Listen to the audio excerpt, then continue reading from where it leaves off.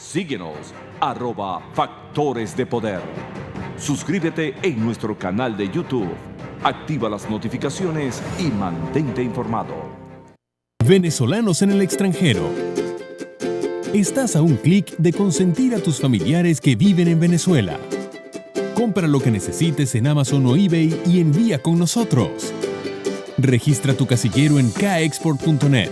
Recuerda que para enviar debes colocar en la dirección tu nombre y apellido seguido de la letra K y tu número de casillero. K-Export. Déjalo todo en nuestras manos. Regresamos con Agárrate. Y te recuerdo que aquí en Estados Unidos es necesario que estemos asegurados. Tener el seguro de hospitalización, cirugía, maternidad. Ahora que tenemos ese coronavirus alrededor, hay que estar asegurados. Tener el seguro de la casa, el seguro de nuestro local comercial. Así que yo te recomiendo que llames a Opportunity Insurance y que consultes con ellos, que te asesores con ellos para que tengas un buen seguro, que tenga una buena cobertura, pero que no impacte tu presupuesto.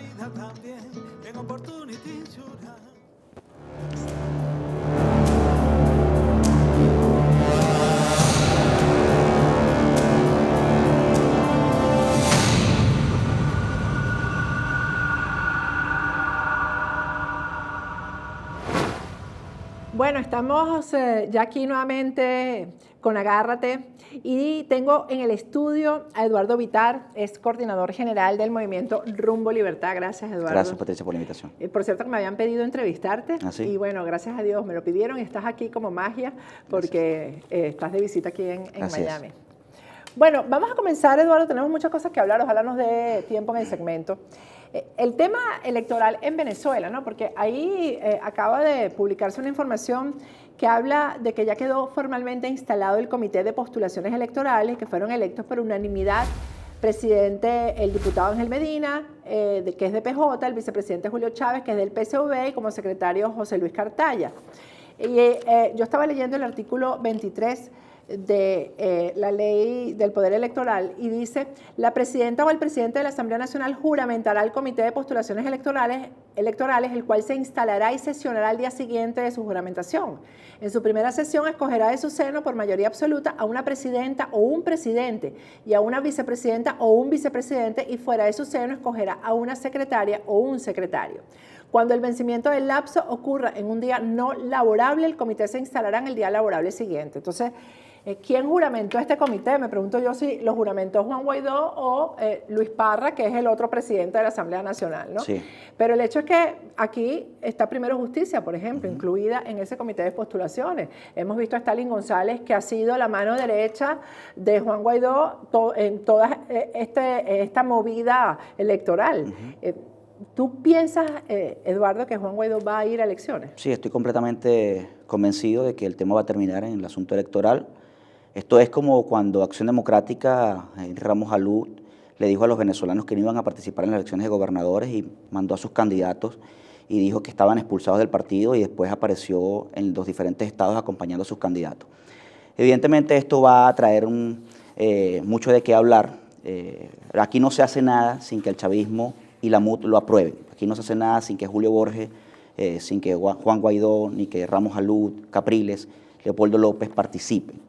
Pero se dice que Julio Borges no quiere ir a elecciones, que es otro sector de Primero Justicia que quiere ir a elecciones. ¿Tú crees? Mira, yo realmente dudo completamente de estos actores. Yo no voy a estar ahora diciendo vamos a salvar a unos o a otros, porque nuestra juventud se nos ha ido por responsabilidad y responsabilidad de esta gente que constantemente ha estado negociando los momentos estelares de la libertad venezolana. Y eso lo podemos explicar completamente y podemos pasar aquí horas explicando lo que ha ocurrido con el caso de la resistencia, por ejemplo. Todos los momentos que se han dado clave para que el chavismo salga del poder, y vemos cómo aparece la oposición en los momentos cumbres, llevando el objetivo hacia otro destino, ¿no? Y eso lo vemos con el caso de Leopoldo López en 2014 y 2017, y lo vimos ahora en 2019. Esto va a seguir ocurriendo porque a ellos no les conviene que el chavismo caiga. Para ellos el chavismo es necesario profundamente, porque ellos utilizan al chavismo como un aparato de coacción social y como chantaje social, ¿ok? Si el chavismo no existiera, hacemos un ejercicio, desaparecemos al chavismo del mapa político venezolano, ¿tú crees que los venezolanos votarían por Henry Ramos Alud? ¿Tú crees que los venezolanos votarían por Julio Borges? No, pero yo siempre lo he dicho, No, nunca hubieran surgido ciertas figuras, además, ¿no? Exactamente. Nunca, Entonces, ni siquiera existirían. sí, entonces el chavismo funciona como eso, como un aparato de coacción y de sometimiento social. Es decir, tienes que votar por mí porque si no gana el chavismo y si no participas eres cómplice o eres chavista. Entonces viene este chantaje y esta manipulación. Yo espero que en esta oportunidad el pueblo venezolano, porque tenemos un gran reto que lo hemos venido desarrollando en Rumbo Libertad desde el año 2016 en su fundación y desde mucho antes, en 2014, después de las elecciones de Capriles, inclusive 2013, cuando Capriles vendió las elecciones. Nosotros apostamos a que haya una irrupción de una verdadera oposición en Venezuela, porque si seguimos acompañados de esta parranda de complacientes, nunca vamos a salir del chavismo y va a ocurrir aquí la convivencia eterna entre MUD-PSUD o mañana se llamarán de otra forma. ¿Y con qué crees tú que tiene que ver esto de la movilización de mañana? Por cierto, vamos a poner en pantalla lo que se dicen son los objetivos y los lineamientos del 10 de marzo, ¿no? Dice, unificar y retomar la agenda de presión interna, respaldar la aprobación del pliego nacional de conflicto, recordar al mundo que la dictadura secuestra el Palacio Federal, impide la expresión, participación y derecho a la protesta y ratificar que seguimos de pie, que no hay normalidad y que los venezolanos haremos lo que nos toca. Sí, aquí hay una estrategia dual, ¿no? La estrategia dual significa convencer a los de afuera y convencer a los de adentro. Entonces, Juan Guaidó perdió legitimidad interna, es decir, está muerto políticamente en el apoyo social. Tuvo que salir a hacer una gira repentina para poder reoxigenar esto. Ahora, si en España, por ejemplo, en Madrid, los venezolanos se hubiesen comportado como los venezolanos dentro del país, otra cosa se estuviera hablando en este momento. Si Juan Guaidó, si los venezolanos en Miami se hubiesen comportado diferente a los venezolanos dentro del país, otra cosa estuviera viendo el mundo. Oye, Guaidó ya no tiene legitimidad, no tiene credibilidad, vendió la esperanza de la gente y la gente ya no cree en él. Entonces ya la cosa cambia. Ahora, él está buscando desde adentro convencer a los de afuera que tiene una legitimidad, que tiene un apoyo, que tiene un respaldo y que tiene la calle para poder seguir haciendo con la comunidad internacional lo que le venga en gana. Ahora, pero eso tiene un límite, Eduardo, porque sí, fíjate, tú que has estado relacionado con Brasil, o sea, conoces bien la política internamente en Brasil. Dime tú, ¿qué puede pensar Bolsonaro de todo esto a un año y unos meses ya? Porque ya tenemos 3 meses de este año, ya van 3 meses. Así es. Y Donald Trump, ¿qué puede pensar de todo esto? O sea, no pueden seguir confiando en alguien que les ha hecho una oferta y no se las ha cumplido, ¿no? Sí, yo le doy gracias a Dios que existe un Trump y existe un Bolsonaro, porque al final la esperanza no solamente parte de Trump y Bolsonaro, también parte de la ciudadanía completamente convencida de que estos actores, como la MUD, no le van a dar la solución. Entonces, esto se va a resolver de manera de irrupción, ¿ok? Esto tenemos que trabajar una irrupción. Hay muchos grupos gravitando fuera de la MUD. Ahora bien, para estos actores de la MUD, partiendo de Guaidó en adelante, ellos sí temen de que el presidente Trump y el presidente Bolsonaro marquen una estrategia que rompa el juego político de Juan Guaidó. ¿Por qué? Juan Guaidó puede terminar contra las cuerdas y no cumpliéndole al chavismo el acuerdo de principios, ¿ok? Al chavismo y también a este sector cohabitante como porque sabe muy bien, y eso al final lo vamos a poder ver, lo vamos a poder palpar, porque ya ha salido medianamente información, pero hay mucha información oculta que está trabajando la justicia norteamericana y que están trabajando en el mundo, que tiene que ver con negocios entre el chavismo y la falsa oposición. Y el financiamiento del chavismo originario, como por ejemplo el caso de Rafael Ramírez, financiando en principio a Leopoldo López y a todo su partido, para llegar a un acuerdo de coalición política para enfrentar al chavismo castrista. Entonces, al final, esa coalición de partidos va a seguir manteniendo el socialismo en el poder. Y eso es lo que no quiere el presidente Bolsonaro y el presidente Trump, a mi manera de ver. El presidente Bolsonaro y el presidente Trump son unas personas de posturas claras, son unas personas... ¿Tú crees que no son pragmáticos en este sentido? No. Del financiamiento, porque por aquí estuvo un enviado de ese grupito que tú estás mencionando, sí, de Rafael Ramírez, diciéndome que bueno, que para hacer la guerra se necesita dinero y no importa de dónde venga el dinero, porque eso sabes, es la justificación. Para nosotros sí importa de dónde venga el dinero, porque de dónde venga el dinero se impone la estrategia, ¿ok? Y para Rumbo Libertad es sumamente importante que en Venezuela haya una terapia de shock, que sea una limpieza de verdad. Esto no es, cuando me refiero a la limpieza, me refiero a todos abandonando el barco, ¿no? No es, bueno, vamos a negociar con Maduro, sacamos a Maduro y se quedan unos en gobernaciones, otros en alcaldías, diputaciones, concejalías, el parlamento. No, el chavismo es una banda criminal con quien yo no me puedo contar, con quien yo no puedo ir a una elección, porque es como decir, bueno, voy a ir a una elección con un PRAN. Y si vamos al tema jurídico, al tema legal, si yo valoro mi moral, mi ética, yo no puedo ir a una elección con una persona que es un criminal, que es un terrorista.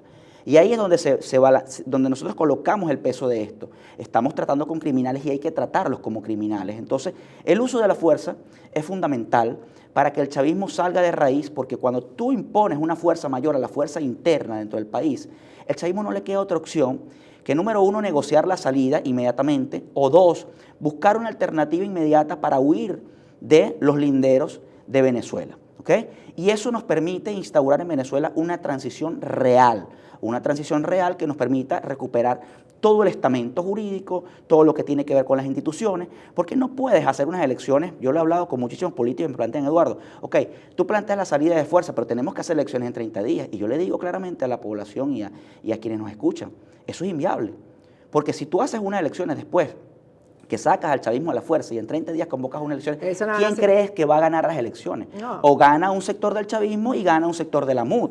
Entonces, al final... Es que además en 30 días no se puede al final, el sistema electoral. No, es que el principal problema de Venezuela es el sistema de identificación. Claro. Y después de eso el sistema electoral. Entonces, no lo vas a poder enfrentar, además de las bandas armadas que van a quedar haciendo guerrilla urbana y guerrilla en selva, que no lo vas a tener que confrontar. Entonces, aquí no le estamos pidiendo a la comunidad internacional que resuelva nuestro problema, sino que nos den a los venezolanos la oportunidad de dar el primer paso. ¿Qué significa dar el primer paso? Construir con estos aliados una alternativa con todos los grupos y con todos los ciudadanos, militares y civiles, que han salido del país con una convicción clara, que saben que el chavismo tiene que salir por la fuerza. Dar un primer paso en ese sentido y después de eso decirle a los aliados, oigan, ayúdenme, estamos dando un primer paso, estamos avanzando en este sentido. Eso ha sido nuestra propuesta desde el inicio en torno a todo esto, y realmente yo no creo que Juan Guaidó vaya a apostar a otra solución que no sea la electoral. Por eso te lo digo con toda franqueza. Y eso es arruinarse políticamente, Eduardo. A ellos realmente no le importa la ruina política, ni le importa la reputación, ¿ok? No le importa ni siquiera el momento histórico para la trascendencia histórica. ¿Ustedes nunca creyeron en él? Incluso cuando Brasil, Bolsonaro lo apoyó de la manera que lo apoyó, ¿ustedes nunca quisieron? No, inclusive eso tiene una historia, ¿ok? Una historia que yo puedo escribir a futuro sobre eso. Hay muchas cosas que pudiera contar, hay otras cosas que no puedo contar. Por ejemplo, yo te pudiera decir Cuéntame acá... lo que no puedes contar. Te pudiera decir aquí que el 17 de enero del 2019 se hizo una reunión en Brasil cuando Guaidó se tenía que juramentar el día 5.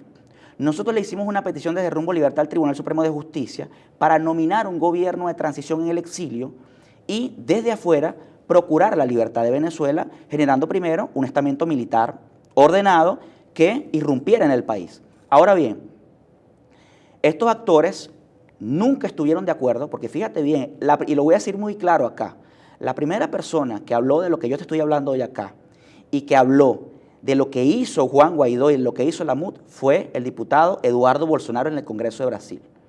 Él fue la primera persona que creyó en hacer una junta de transición en el exilio. La primera persona que creyó en hacer un gobierno... Es el hijo del presidente de Brasil, pero además es el más popular políticamente, sí. Fue el diputado mejor votado. Sí, el más votado en la historia política de Brasil. Es. Y él estudió el proyecto de Rumbo Libertad, estudió las posibilidades de que eso se pudiera dar, y él en el Congreso dijo, Rumbo Libertad tiene un proyecto en ese sentido de que Maduro salga del poder, Venezuela vuelva a respirar y hacer un gobierno de transición realmente efectivo. Eso lo dijo en el Congreso en el 2017. Todavía la MUD nunca se había imaginado un gobierno de transición y para ellos nunca había sido posible hablar de eso porque ellos siempre han hablado de elecciones. Ahora nosotros con Bolsonaro, con Eduardo Bolsonaro, comenzamos una estrategia de boicot electoral y hablar de no diálogo, no elecciones, ¿no? Y eso llevó a una reunión el 17 de enero en Brasilia, en Itamaraty, donde asistieron, fue la primera vez que nos hemos visto cara a cara. ¿Qué es esta reunión del 17 de enero del 17 de enero, donde por primera vez nos encontramos, nos vimos cara a cara y desde ese momento no nos hemos vuelto a ver las caras. ¿Con quién? Con la MUD, con los agentes de la MUD. Ahí estaba Julio Borges, ahí estaba Carlos Vecchio, ahí estaba Armando Armas, ahí estaba inclusive Antonio Ledesma, Carlos Blanco. Eran alrededor de 7 actores de la MUT y nosotros de Por Rumbo Libertad estábamos 2 personas. Al final aquí lo que se trató fue la propuesta de Rumbo Libertad en un marco de 5 sentidos, ¿no? El marco de los 3 primeros objetivos era no diálogo, no elecciones y no perdón a los criminales. En base a esas 3 cosas nosotros mantuvimos la reunión. Esto no agradó a los sectores de la MUT porque ellos decían que era inviable un proceso de liberación sin dialogar con el régimen, sin hacer elecciones. Nosotros dijimos no. Y ellos mantenían una postura de hacer elecciones por lo menos después de los 30 días. Y nosotros dijimos no, ni diálogo ni elecciones, ni ahora, ni nunca hasta que se vaya. Todavía no se había juramentado Guaidó. Todavía no se había juramentado. Y ellos no sabían que Guaidó se iba a juramentar. Fíjate que ellos querían en esa reunión, nosotros ahí dijimos cuál era parte de nuestra estrategia. Ahí estaba una comisión de 11, 12 personas del Grupo de Lima. Y inclusive nos preguntaron, oye, este programa que tiene Rumbo Libertad, la MUT no lo tiene. Es decir, Rumbo Libertad tiene un proyecto de transición, pero también tiene un proyecto de liberación, cómo liberar el país en fases, ¿no? Y ellos le preguntaron a Julio Borges si ellos tenían un programa o habían trabajado en conjunto con nosotros en nuestro programa, y Julio Borges respondió que no, que él había ido a construir un programa en conjunto entre todos, y ahí se le respondió que efectivamente ellos venían a escuchar la propuesta y la solución de los venezolanos para ellos poder saber qué íbamos a hacer, no construir una propuesta ahí en situ. Y eso fue una experiencia muy fuerte porque fue durante todo el día, desde las 9, 8 de la mañana hasta el final de la tarde, 6 de la tarde aproximadamente, donde el señor Carlos Vecchio no aguantó la presión, se paró de la reunión y se fue a eso de las 4 de la tarde con la excusa de que su vuelo lo iba a dejar. Esto es una reunión de alto nivel, una reunión de soluciones políticas para Venezuela y que tú no puedes abandonar. ¿Y por qué crees que se paró? Yo creo que ¿De acuerdo con lo que se estaba planteando? No estaba de acuerdo con lo que se estaba planteando, no estaba de acuerdo que siempre Rumbo Libertad estaba marcando la pauta en torno a la postura. Inclusive nosotros lo abordamos cuando él dijo, una mentira garrafal en esa reunión, que bueno, Voluntad Popular es un partido liberal, y se le dijo, mira, bueno, te felicito que hayas cambiado tu postura, porque hasta el día de ayer nos metimos en tu página web y la postura de su partido es de la Internacional Socialista. Y él no dio respuesta ni dijo más nada. Pero todavía sigue siendo, ¿no? Sí, inclusive ahí, y yo esto lo he conversado con Eduardo Bolsonaro en privado, y le dije, mira, yo voy a escribir de eso a futuro sobre lo que aquí se habló, inclusive tus palabras textuales respecto a la situación de Venezuela, porque Eduardo Bolsonaro, desde que estamos trabajando en el caso venezolano y hemos estado ayudando en eso, en las diferentes palestras, Eduardo Bolsonaro ha dicho que él se alimenta de la información de Venezuela a través de Rumbo Libertad y él ha tratado de hablar de eso, ¿no? De la realidad política venezolana. Y él en esa reunión, él lo dijo muy claro. Él dijo, yo tengo una postura muy clara respecto a la política venezolana. Yo sé que existe una cosa llamada MUT, que es la falsa oposición de Venezuela, y yo me imagino que no están aquí porque, conociendo mi postura, imagino que no vinieron. Y mira quiénes estaban sentados ahí. Y Eduardo Bolsonaro en esa reunión les dijo, si esto va a diálogo y elecciones, palabras textuales, si esto va a diálogo y elecciones, yo agarro mi tabla de surf, me voy a la playa y me olvido de Venezuela. ¿Dijo eso? Lo dijo en la reunión. Eso fue en el 2019. 2019, 17 de enero. ¿Okay? Ajá. La situación es la misma. O es sea, la misma. No ha habido cambios, sí. y los cambios han sido hacia ir a elecciones. Sí. Es lo que estamos viendo hasta ahora. Y la postura de Eduardo Bolsonaro, realmente, con una postura fuerte de Brasil, políticamente hablando, es una postura de mucha prudencia respecto a la situación con Juan Guaidó.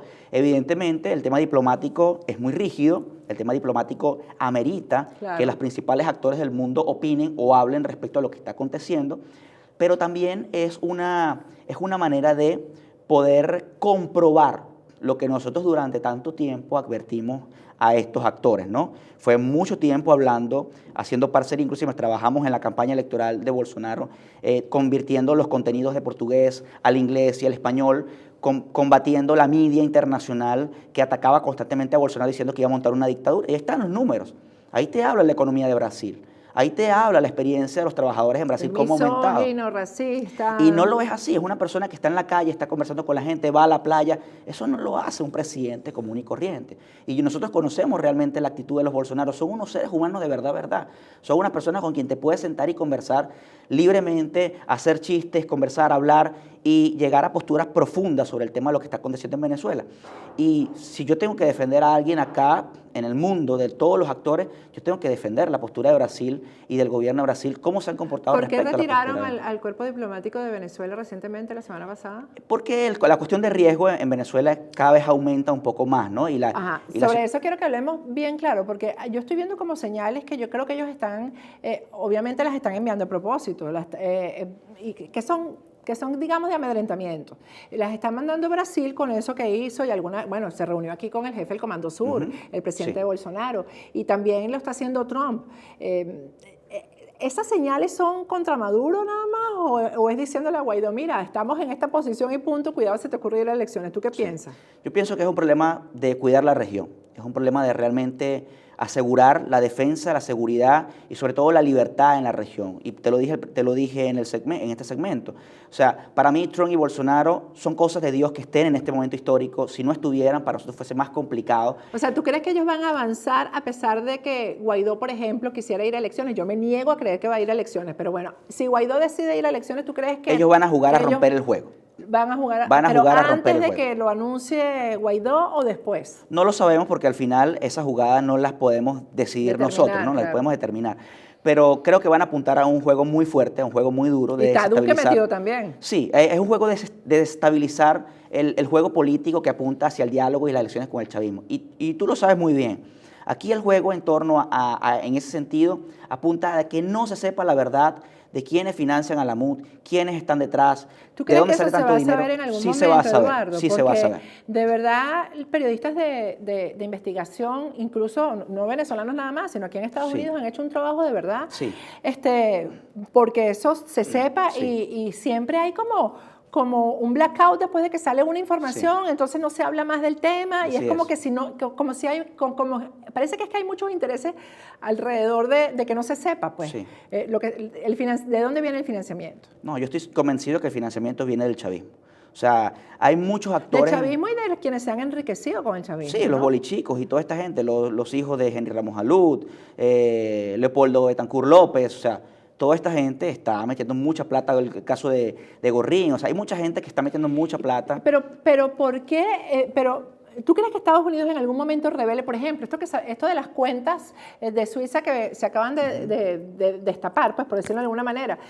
¿Tú crees que Estados Unidos revele el contenido de las cuentas? Hay gobiernos que se manejan por la conveniencia, ¿ok? Que pueden coaccionar o pueden limitar el tema de lo que ocurra, ¿no? En el tema de la justicia.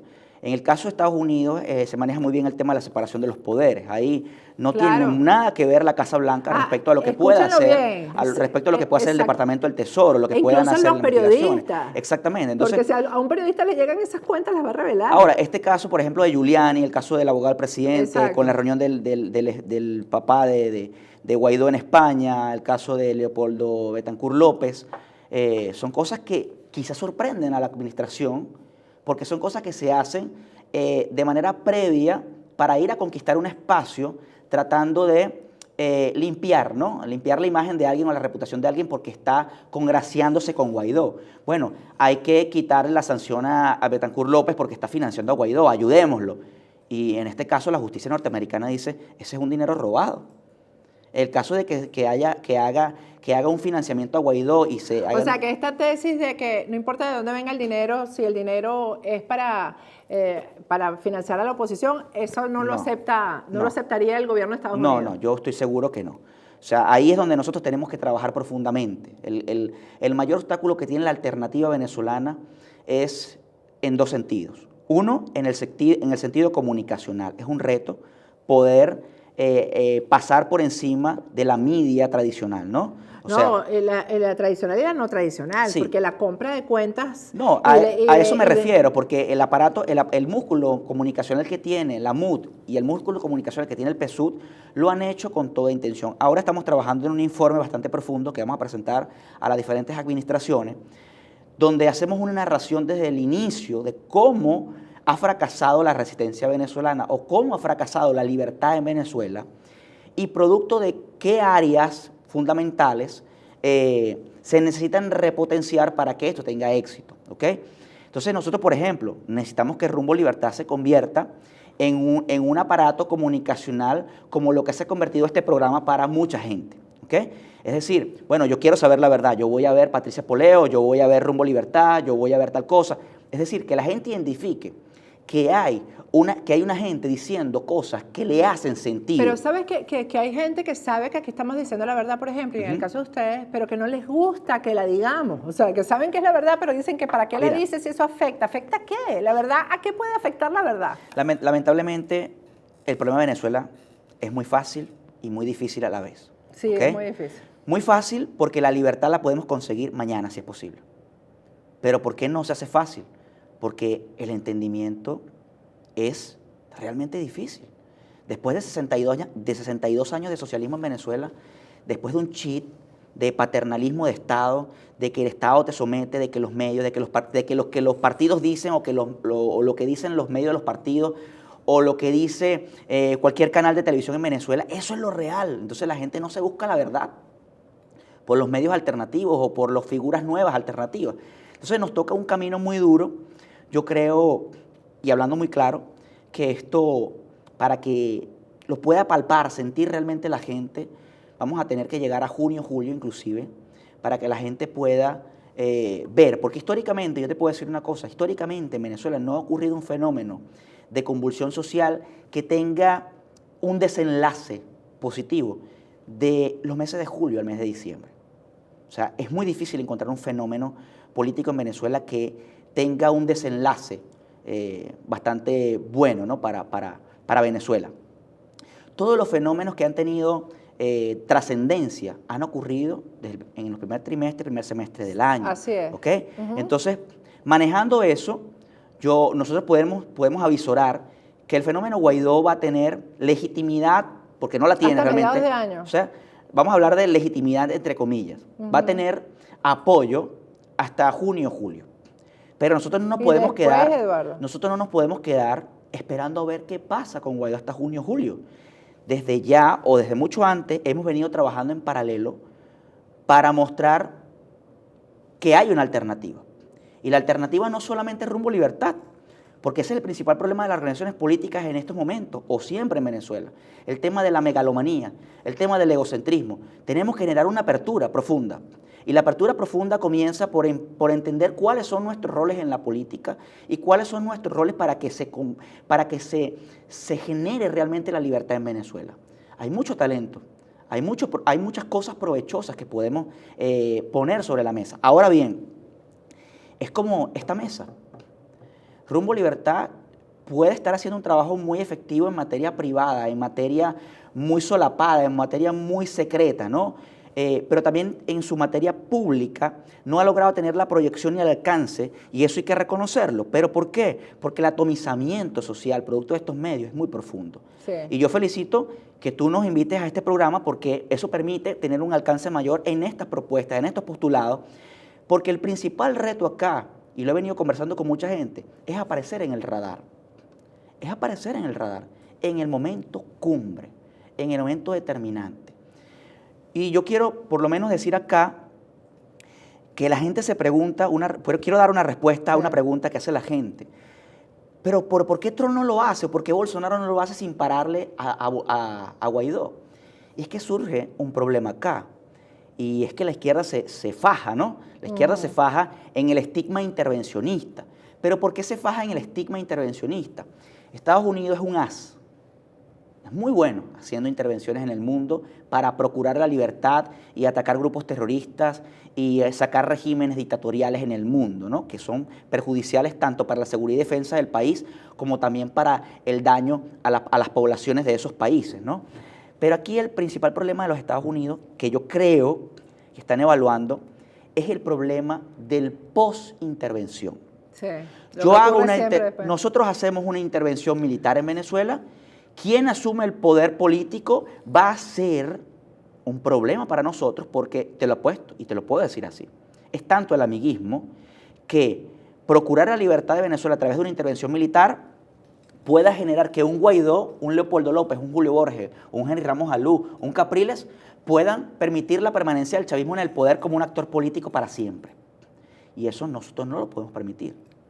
Bueno, ojalá Estados Unidos y los países que son decisivos en esto estén claros. Se Así me es. acabó el tiempo, Eduardo, pero Bueno, que no sea la gracias. última vez. Claro que sí. Ya sabes que Agárrate y toda la plataforma de Factores de Poder Gracias, Patricia. está abierta para todo esto, porque además todo tiene lógica, todo está basado en hechos y en verdades. Y eso es lo que nos importa a nosotros. Así es. Muchísimas Muchas gracias. Vamos a ir a un corte y seguimos con Agárrate al regreso.